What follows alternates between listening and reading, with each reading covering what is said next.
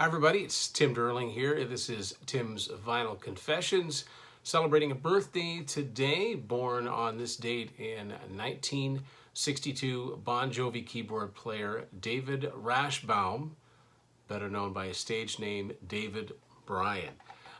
Dave is the longest serving member of Bon Jovi, and he actually goes back prior to the Bon Jovi band, working with John as early as 1980 in an R&B band called the Atlantic City Expressway. There are no recordings, but Dave and Tico Torres are the only members of the band that have been there all the way through. This is actually the first Bon Jovi album I bought, but it wasn't until 1987, of course, after Slippery When Wet became big. 1700 degrees Fahrenheit. This is an original Canadian cassette, so this has been around for a long time. I still really enjoy this album. Best known song off it, of course, is In and Out of Love. Silent Night and Only Lonely were the other singles.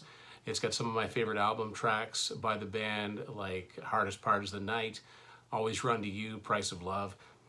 Surprisingly heavy stuff on this album. I don't think it's quite as rocking as the first album in totality, but King of the Mountain's a pretty heavy song, relatively, and so is Tokyo Road.